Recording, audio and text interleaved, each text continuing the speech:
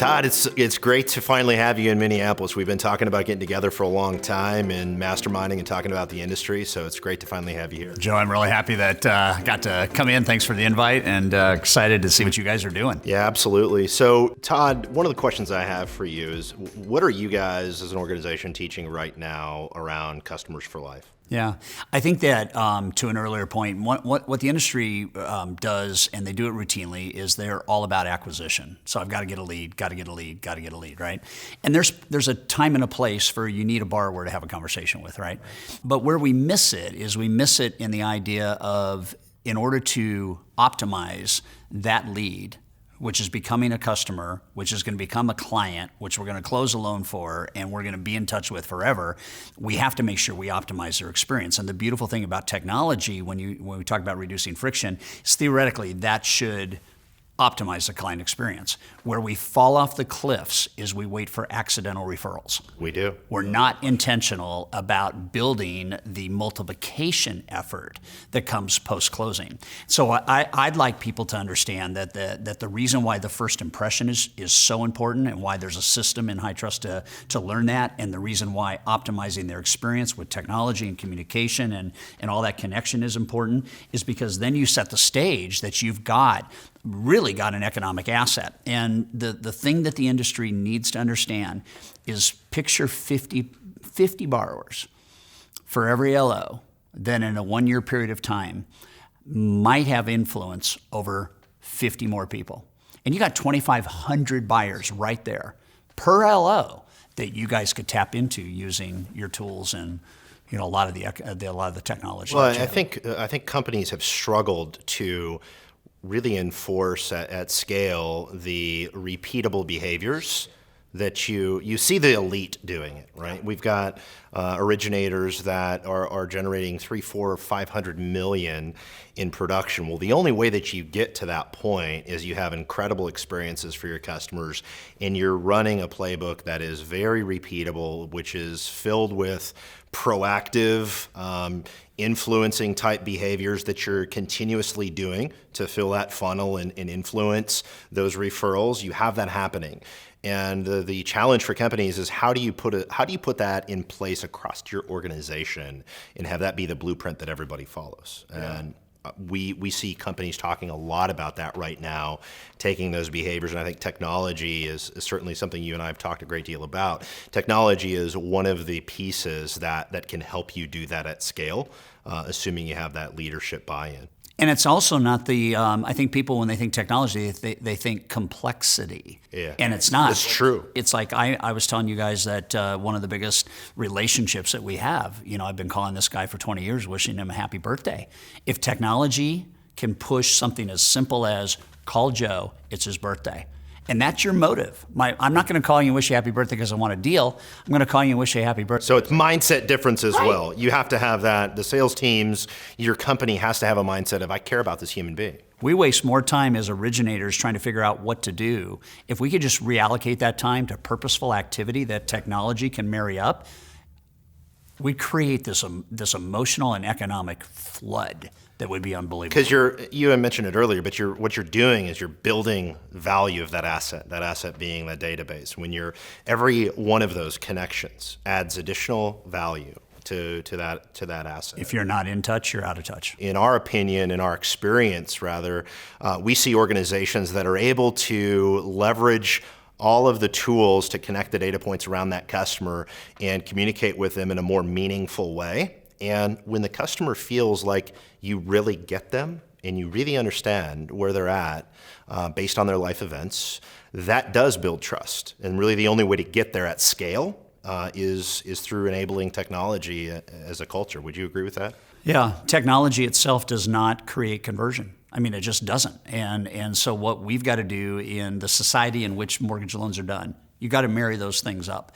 And if you don't have a high trust strategy, particularly at the front end of lead acquisition and that whole initial conversation, and all you have is technology, you will not have the asset value when that loan closes, which is, I think, one of the big things that we connect on. Yeah, absolutely. That customer for life. It's huge. The customer lifetime value, the majority of that, the way we approach it is after the initial transaction. the value in the database. The traditional referral models are getting upended. We're looking at the whole data first scenario where people can research property before they ever think about a real estate agent. And you stop and think about, where is the real muscle? The real muscle is in the economic asset, which is the database. And when you blend the technology and you do it correctly and you leverage data, for example, and you're able to integrate all of the different data points about that customer, and you're able to communicate with them on a much more relevant level, meaning you're giving them messaging and communicating with them based on really where they're at in the life cycle for their home ownership, right? If they're a first-time home buyer versus a luxury home buyer, the way you're going to communicate with them and probably the questions they have are going to be incredibly different. Give me some examples on what you see working exceptionally well. And there's methodology that you guys teach and part of your system around that. But give me some examples on how people are able to repeatedly foster that chemistry and that emotional connection. So I think the first thing is what is your actual purpose in having a conversation? And let's talk about a borrower. What is your actual purpose? If I don't move from commission to connection, okay, that's really the difference, isn't it? It's mindset. That's it. I will not ask the questions, and I will have a conversation based in fear of loss instead of confidence of attraction. And if I can look at a borrower and say, my goal is to be able to earn your trust in such a way that if you talk to any other lender in town, you'll feel something special about us. And it starts with me asking you a couple questions that most lenders will never ask you.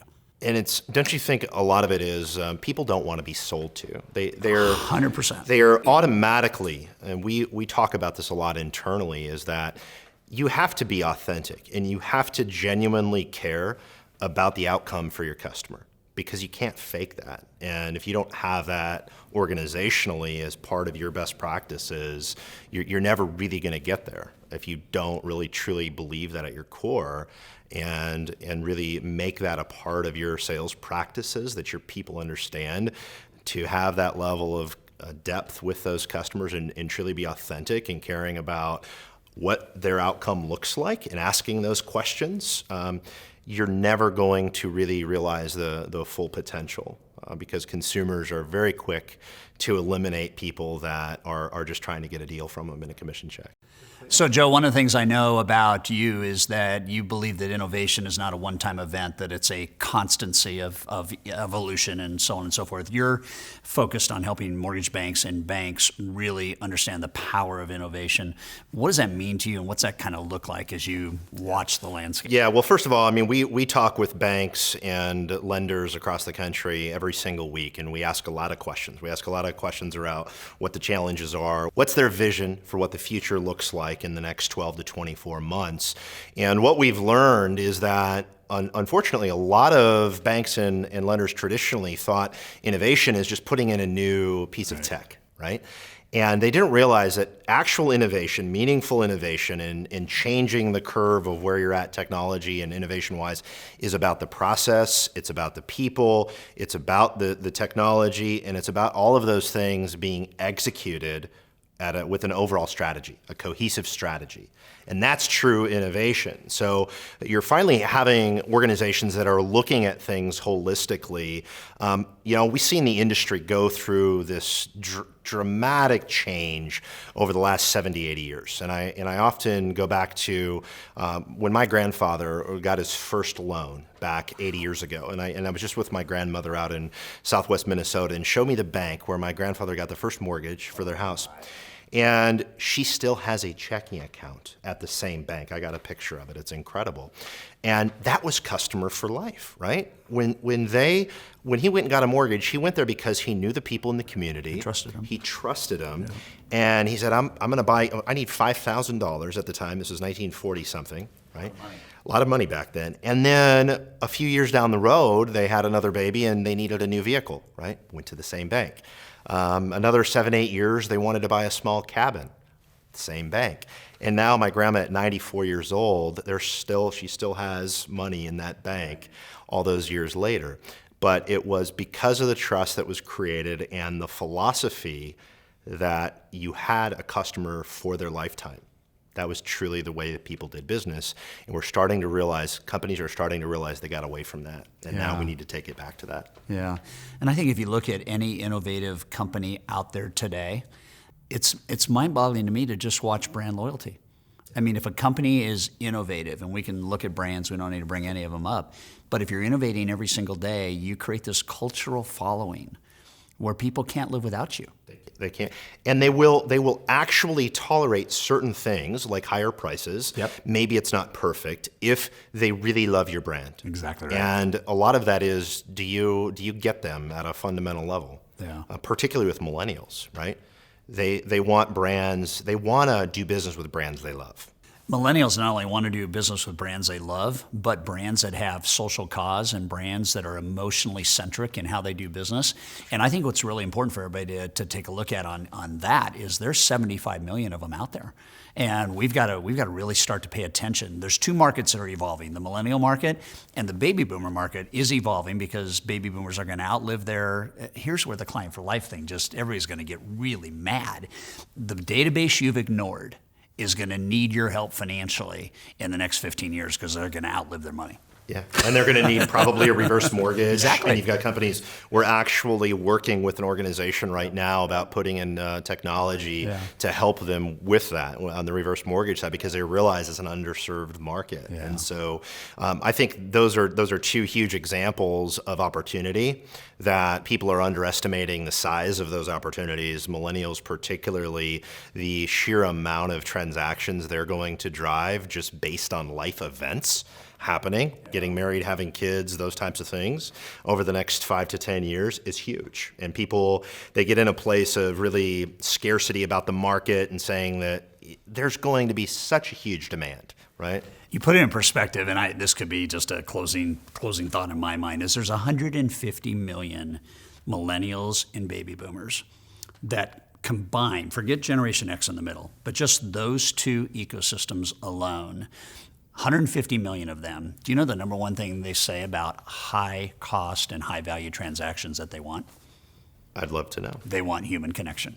Okay, millennials want it. They go about it differently. Baby boomers demand it. That makes perfect sense. And so why trust is so important is because in the face of all of the technology, and Mark Benioff said this, from Salesforce, in the face of all the technology, if you don't lead with trust, okay, your technology doesn't get used. It doesn't matter. Right. It absolutely doesn't matter because if they do not trust you, they're not going to do business with you. Right. It doesn't matter how slick your application is on your phone, right? Yeah. They're not going to put their bank account information in there if they don't have that level of trust. And so, the problem that we will both continue to work on over the next few years is helping companies solve that and going into figuring out how they can solve it and do it at scale and how they can really change those behaviors and best practices. You're going to love this word. There's a word that we teach. It's called trustology.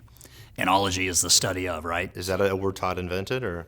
I invented that. It's a chapter in one of our books. But trustology is how does trust and technology come together to give you an unfair competitive advantage? And if you think about competitive advantage, and talk about that for a minute, because that topic, I think marketing leaders, sales leaders, and executives at companies all over America right now are sitting here thinking about what's their competitive advantage.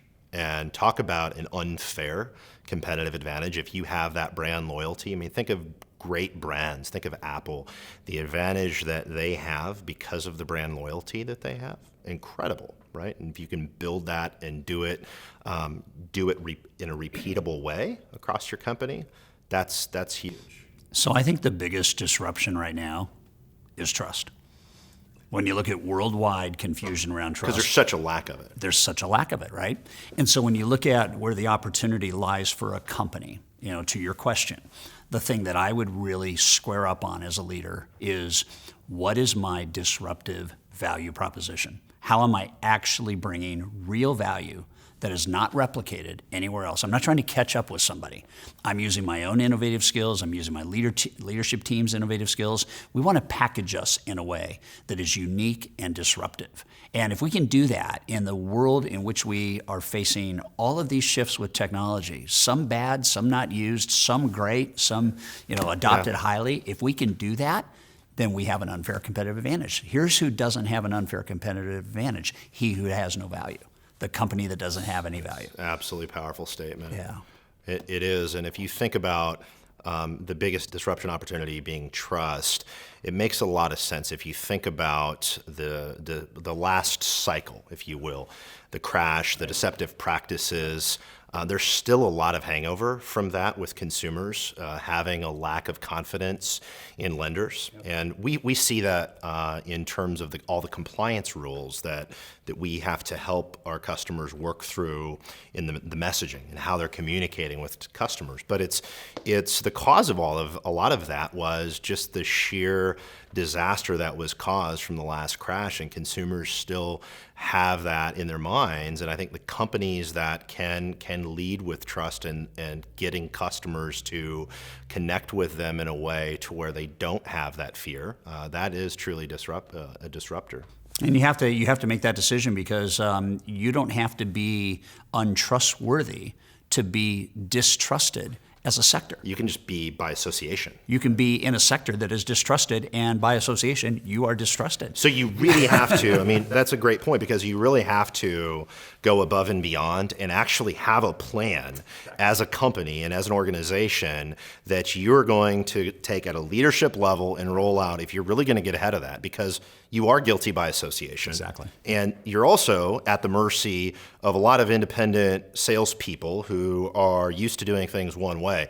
So if you don't have a plan to get ahead of that, you're not going to be positioned well over the next couple of years. You will be deselected, sadly. Deselected, Yeah. very Yeah. important. From your side of the equation, you guys spend a lot of time and focus on high trust. And from our side, we spend a lot of focus on the technology side. So really the blend between high trust and high tech, and the fact that you're not going to be a successful organization or a successful originator without both.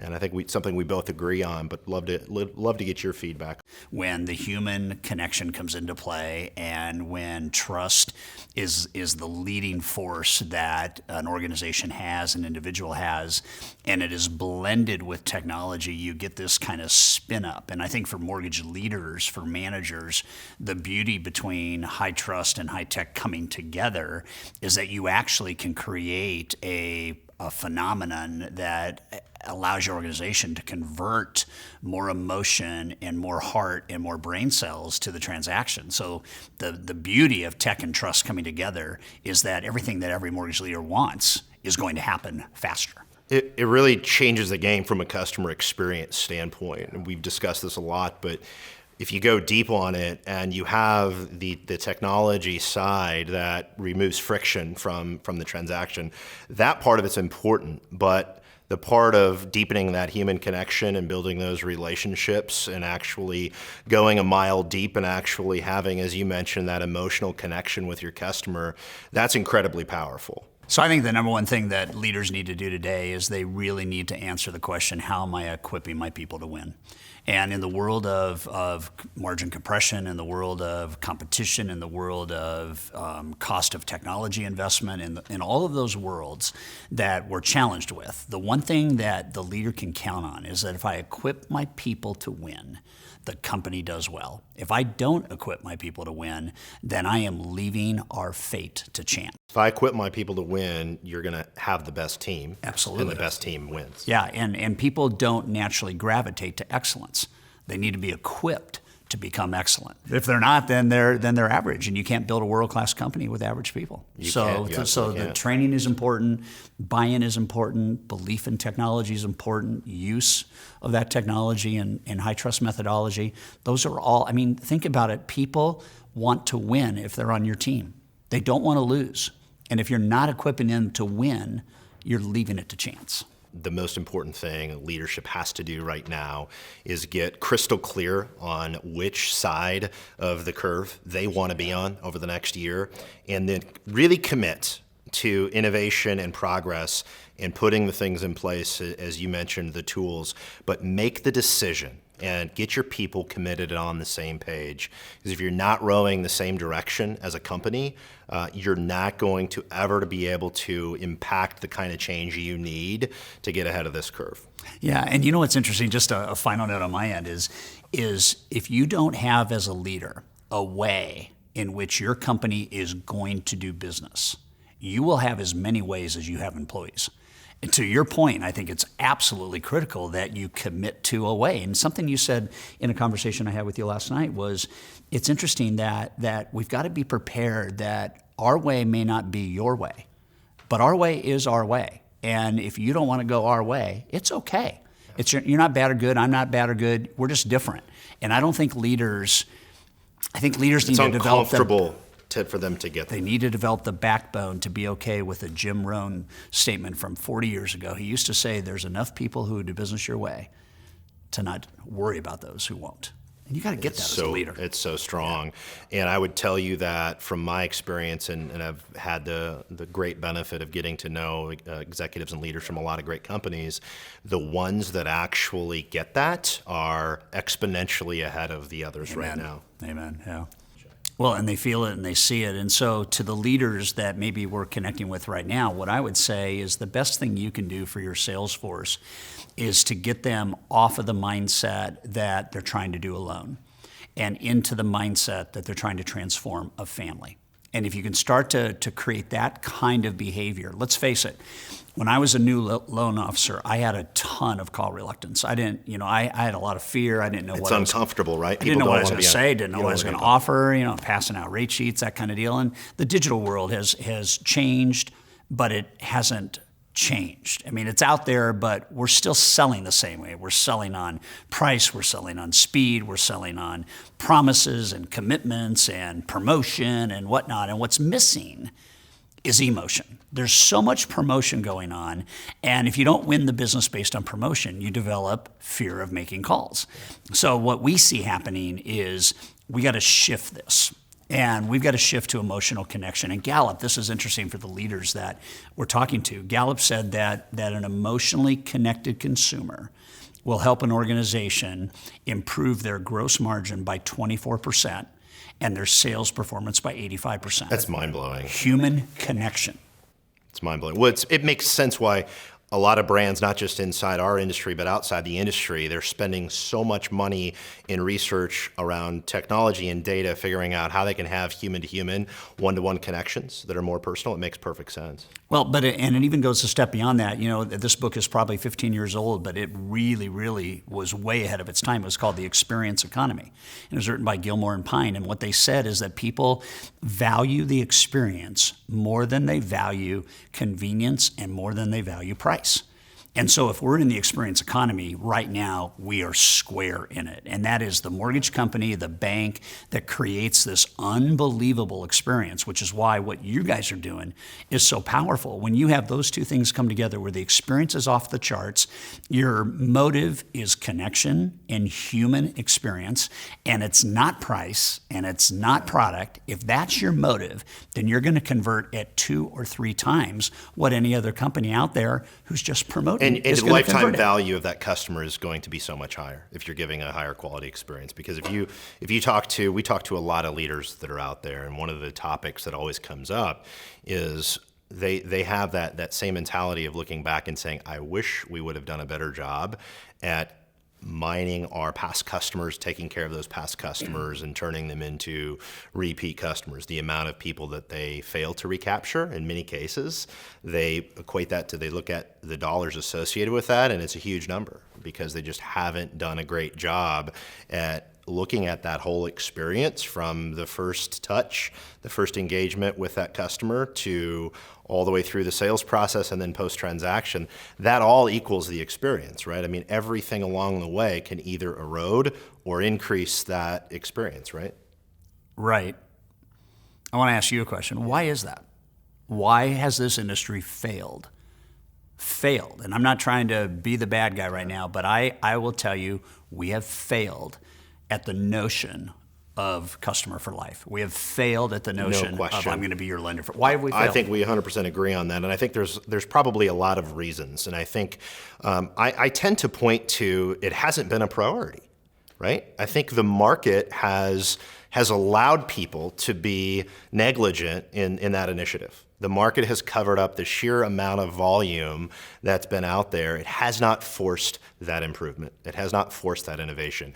True innovation happens when markets are challenging, when backs are up against the wall and you have to make a change, right? That's why I think we're both really excited about what's happening right now in the industry, because people are truly forced to say, okay, we're not going to get by with that anymore. We literally have to improve our process. We have to go approach this business from a customer for life, because if we don't, and if we stay transactional, we're going to be out of business in 6 to 12 months. And I really think the industry has covered up a lot of those behaviors. That's my honest opinion. It's kind of interesting. One of the things I tell people, and you've probably done this too, you say something and it's like one of those one-offs, and then somebody laughs or somebody writes it down, and you kind of go, well, maybe that was a pretty good point. And I remember I said to a group of originators, I said, if you want your customer for life, you have to talk to them during their life. And I say that, and you laugh at it, right? And if a loan officer is laughing at that, and they realize that you could have had 4 deals over the next 5 years in the form of a referral, repeat business, buy up investment property, whatever, from one borrower, and that borrower could be worth $2,000, $2,500 a deal. Every borrower you've closed a loan for is $10,000 in economic value to you every 5 years if you get a referral every 12 to 15 months. And people just kind of go like this to that. And you're sitting here and you're realizing, why have we left so much emotional and economic value on the table? And why are we not retaining customers in a really, really high trust, high tech way? And I also it's mind blowing. It is mind blowing. I think there's another layer to that answer that I'd like to give my thoughts on. And if you look at the traditional behaviors, the natural tendencies of a really talented salesperson, right? They are very much in the moment. They're very much about the next deal. That's just the way people recruit talent based on that in many cases. They're recruiting for people that want to drive hard and do the next deal, and they have short attention spans because they're very aggressive, not necessarily the behavior or the natural tendencies that are going to really be purposeful about taking care of that past customer and making sure they're retaining and nurturing that relationship. It's just not natural to them. And so organizationally, leadership has to really give the framework. They have to go and say, here's why this is going to be a priority for our organization. Here's how the best in the industry do it. And here's how we're going to help you get there. And I think that has to happen as part of that transformation if you're truly going to get to a customer for life strategy. Well, you can't follow a leader who doesn't claim this is what we're going to do and this is the hill that we're going to die on and this is why we're doing it. You got to have that kind of leadership for sure. I see a lot of leaders across the country that have sort of been coming from a position of being fearful to make that bold, we're going to go down this path, and if you don't like it, that's okay. I've seen a lack of leaders. There's some great leaders out there that are doing that, but overall, I think there's a lack of companies that are really willing to go to that depth. What are you seeing? Are you seeing that start to change, or are you seeing? I'm seeing leaders. First of all, let's define leadership. Leadership is boldness. Leadership is bravery, and you can't be bold and you can't be brave unless you simultaneously have fear. And what ends up happening is if you don't choose bravery and courage and boldness in the face of fear, you acclimate to whatever the environment is and the culture is that you have right now. Leadership is not a popularity contest. Leadership is a decision that you're going to be a person of influence and a person of impact, and there are going to be some people that don't want to go along for that ride. And until you understand a truth as a leader, and I'll say this to everybody watching this, whether you're the CEO, whether you're a chief information officer, chief marketing officer, whatever you are, a loan rep, the more you do of what you don't want, the more of what you don't want you get. That's so true. And we have got to put both feet firmly on the ground today and understand that we're going to watch the world of consumerism evaporate if we don't get the client for life mentality down pat and get it down pat fast. And I would tell you it's the next 12 to 24 months. I don't disagree with that. I mean, if you look at, it's all around us, companies that have failed, industries that have failed to adopt and transform. Look at Sears just filed bankruptcy, right? They had the customer for 120 years. they had the customer and owned the relationship, right, with their catalog business.